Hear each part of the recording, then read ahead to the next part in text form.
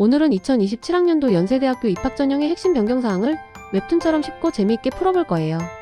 마치 미로 찾기처럼 복잡한 입시 전형 속에서 헤매고 계신가요? 걱정 마세요.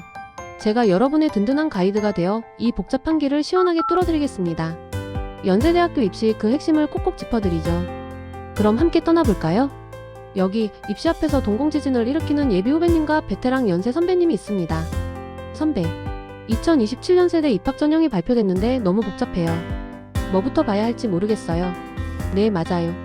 매년 바뀌는 입시 제도는 마치 숨바꼭질 같아서 어디에 숨은 핵심을 찾아야 할지 막막할 때가 많죠. 하지만 걱정 마세요. 이 선배가 후배님의 고민을 해결해 드릴 겁니다. 가장 중요한 건 주요 변경사항을 정확히 파악하는 거예요. 수시와 정시 이 두 개의 큰 줄기 안에서 어떤 변화가 있었는지 핵심만 쏙쏙 뽑아 짚고 재밌게 알려드릴게요. 자, 저만 믿고 따라오세요. 수시 모집, 이 세 글자만 들어도 가슴이 답답해지는 분들 분명 계실 거예요. 하지만 걱정 마세요. 2027학년도 연세대학교 수시 모집에서는 딱 세 가지 전형에만 집중하면 됩니다. 마치 게임의 핵심 공략법처럼 이 세 가지 전형의 변화를 가장 잘 알아두는 것이 합격의 지름길이라고 할 수 있죠. 바로 학생부 교과 추천형, 학생부 종합활동 우수형, 국제형, 그리고 논술 전형입니다. 이 세 가지 전형의 변화를 꿰뚫어 본다면 여러분은 이미 절반의 성공을 거둔 겁니다. 그럼 첫 번째 주자, 학생부 교과 추천형부터 차근차근 살펴보겠습니다. 자, 첫 번째 주자 학생부 교과 추천형입니다. 이름처럼 학교장 추천이 필요한 전형인데요. 핵심은 바로 내신 성적 100%라는 점입니다. 여러분의 학교 성적표가 이 전형의 알파이자 오메가라고 할 수 있죠. 그런데 단순히 등급만 보는 것이 아닙니다. 국어, 수학, 영어, 사회, 과학 같은 주요 과목들은 공통과목 30%, 일반 선택과목 50%, 진로 선택과목 20%의 비율로 반영되는데 여기서 중요한 건 공통 일반 선택과목은 지점수와 등급점수를 50%씩 합산한다는 거예요. 단순히 등급이 높다고 좋은 게 아니라 학교 내에서의 상대적인 위치까지 고려한다는 뜻이죠. 진로 선택 과목은 성취도 A, B, C를 각각 20점, 15점, 10점으로 환산합니다. 그리고 반영 과목 B, 즉 그 외 과목들 중에서 9등급이나 성취도 C가 있다면 이수 단위에 따라 최대 5점까지 감점될 수 있으니 전 과목을 고르게 잘하는 성실 모범생이 절대적으로 유리한 전형이라고 볼 수 있겠네요. 마지막으로 수능 최저학력 기준은 계열별로 상이합니다. 인문은 국수형 탐 중 2개 과목 등급합 4 이내, 자연은 수학 포함 2개 과목 등급합 5 이내, 의예치 예약학은 국수형 탐 중 1개 포함 1등급 2개 이상 등 만만치 않은 관문이니 이 부분도 절대 놓치지 마세요. 내신도 중요하지만 수능도 놓칠 수 없는 딜레마, 바로 입시의 묘미 아니겠습니까? 다음은 학생부 종합활동 우수형입니다. 이름에서부터 활동 우수라는 느낌이 확 오시죠? 이 전형은 단순히 성적 숫자만을 보지 않습니다. 여러분의 학교생활 기록부 전체를 종합적으로 그리고 정성적으로 평가하는 전형이에요. 내신 성적도 물론 중요하지만 단순히 숫자로 계산하는 게 아니라 여러분의 성장 과정과 잠재력을 들여다본다는 거죠. 전형 방법은 단계별로 진행됩니다. 1단계에서는 서류 100%로 모집 인원의 4배수를 선발하고 2단계에서는 1단계 성적, 즉 서류 60%의 면접 40%가 더해져 최종 합격자를 가려냅니다. 마치 서류 심사로 1차 오디션을 보고 면접으로 최종 캐스팅을 하는 것과 같다고 할 수 있죠. 여러분이 학교생활 동안 어떤 활동을 했고 어떤 탐구를 했으며 어떻게 성장했는지를 스토리텔링으로 보여주는 것이 굉장히 중요합니다. 물론 여기에도 수능 최저학력 기준이 존재하는데요. 학생부 교과 전형과 동일하게 적용되니 참고하시면 됩니다. 다시 말해 학교생활도 충실히 하면서 수능까지 챙겨야 하는 아주 멋진 능력자들을 위한 전형이라고 할 수 있겠네요. 혹시 여러분이 그런 슈퍼히어로이신가요? 이번에는 학생부 종합 전형의 또 다른 축, 바로 국제형에 대한 이야기입니다. 예비 후배님이 묻습니다. 국제형은 활동 우수형이랑 뭐가 다른가요? 네, 좋은 질문이에요. 전형 방식은 활동 우수형과 비슷하게 1단계 서류, 2단계 면접으로 진행됩니다. 하지만 국내고 학생들에게 아주 중요한 변화가 하나 생겼습니다. 바로 2단계 면접 대상자 선발 배수가 모집 인원의 4배수에서 5배수로 확대되었다는 점이에요. 헉, 1배수 늘어난 게 뭐 그리 중요하냐고요? 여러분, 입시에서는 1배수도 엄청난 차이를 만들 수 있습니다. 경쟁이 치열한 상위권 대학에서는 1배수 확대가 더 많은 학생에게 면접의 기회를 준다는 의미이기도 하죠.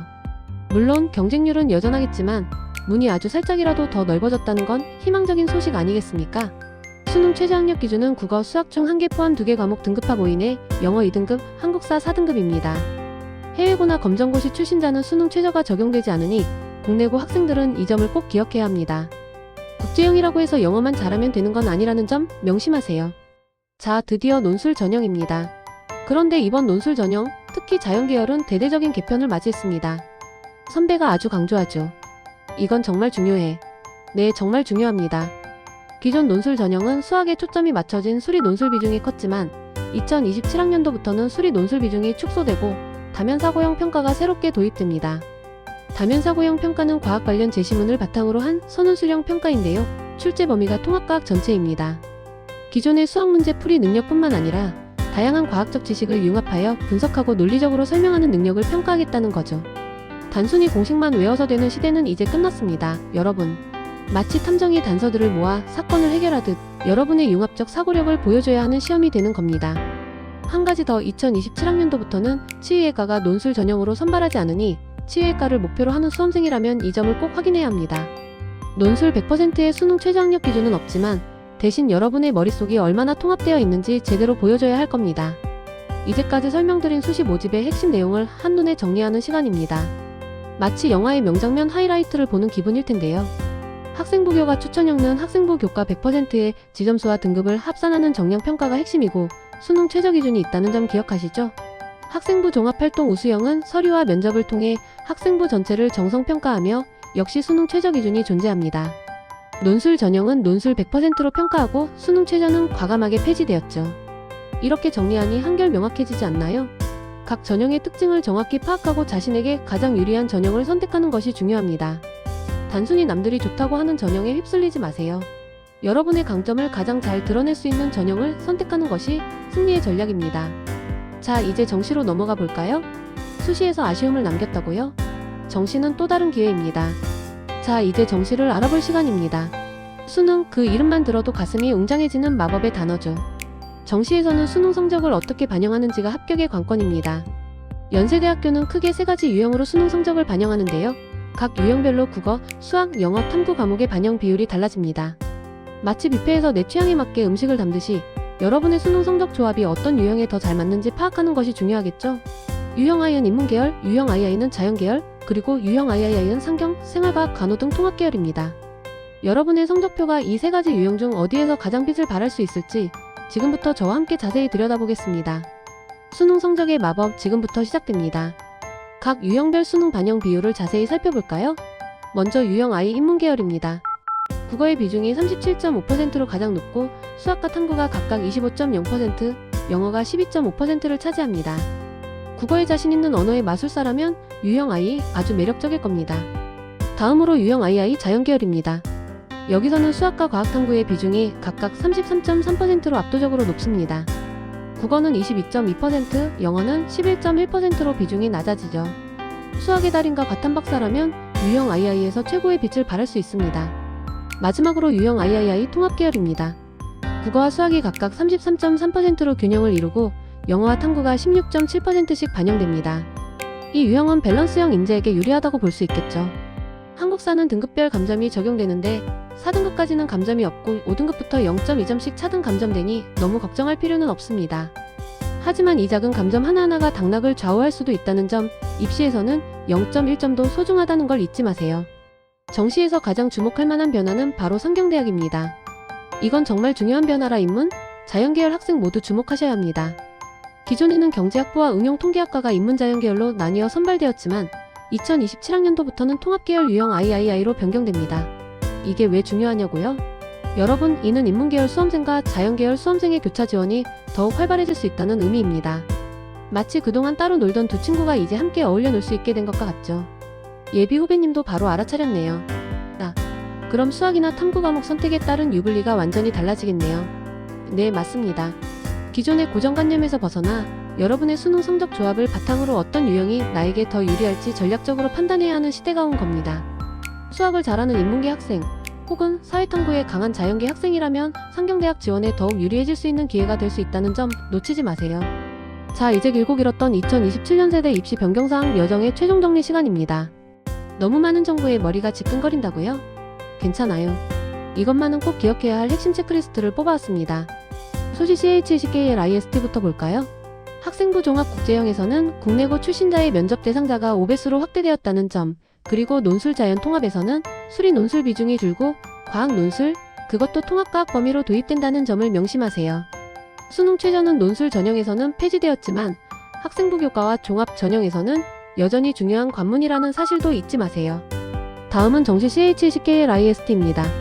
수능 반영에서 계열별로 국어와 수학의 중요도가 뚜렷하게 구분된다는 점, 그리고 가장 큰 변화로 상경대학이 인문자연 통합선발 유형 III로 변경되어 교차 지원 가능성이 증대되었다는 점을 기억하시면 됩니다. 이 핵심들만 제대로 파악해도 여러분은 이미 2027학년도 연세대학교 입시에 마스터가 된 것이나 다름없습니다. 자, 이제 제가 여러분에게 해드릴 마지막 조언입니다. 후배님, 입시 제도는 늘 바뀌기 마련이에요. 어제는 이랬고 오늘은 저렇고 내일은 또 어떻게 바뀔지 모르는 게 입시의 특징이죠. 하지만 중요한 건 이러한 변화를 정확히 이해하고 자신에게 가장 유리한 전형을 찾아 현명한 전략을 세우는 것입니다. 마치 게임에서 메타 변화를 읽고 최적의 챔피언을 선택하는 것처럼 말이죠. 남들이 가는 길만 따라가기보다는 자신의 강점을 극대화할 수 있는 나만의 길을 찾아야 해요. 복잡하게 들리나요? 하지만 괜찮습니다. 여러분은 충분히 잘 해낼 수 있을 거예요. 저의 설명 덕분에 복잡했던 내용이 정리되고 자신감이 생겼다고요? 천만에요. 이 모든 건 여러분의 열정과 노력이 있었기에 가능한 일입니다. 여러분의 밝은 미래를 응원합니다. 자, 여러분 잠시 멈춰서서 함께 생각해 봅시다. 2027학년도 연세대학교가 자연계열 논술에서 수리 논술 비중을 줄이고 과학통합 논술을 도입한 변화는 과연 어떤 의미를 가질까요? 이 변화가 미래 사회가 요구하는 융합적 사고 능력을 갖춘 인재를 선발하는 데 더 효과적인 방법일까요? 아니면 수험생의 학업 부담을 가중시키고 변별력을 확보하기 어려운 조금은 모험적인 시도일까요? 정답은 아무도 모르지만 최소한 머리 아프게 생각해보는 건 도움이 될 겁니다. 여러분의 생각은 찬성입니까? 아니면 반대입니까? 이 변화가 가져올 파급효과에 대해 잠시 토론해볼 시간을 가져보는 것도 좋겠습니다. 입시는 단순히 시험만 보는 것이 아니라 사회변화와 교육 철학을 엿볼 수 있는 흥미로운 거울이기도 하니까요. 오늘 저와 함께 2027학년도 연세대학교 입학 전형의 핵심 변경사항들을 자세히 살펴보셨습니다. 쉽지만은 않은 여정이었을 텐데 끝까지 집중해주신 여러분께 진심으로 감사드립니다. 분명 복잡하고 어렵게 느껴질 때도 있겠지만 오늘 얻은 정보들이 여러분의 입시 준비에 큰 도움이 되기를 바랍니다. 연세대학교 입학을 꿈꾸는 모든 수험생 여러분, 여러분의 뜨거운 열정과 노력을 진심으로 응원합니다. 힘들 때마다 오늘 저의 이야기가 작은 용기와 희망이 되기를 바라며 여러분 모두 연세 캠퍼스에서 환한 미소로 다시 만날 날을 고대하겠습니다. 파이팅!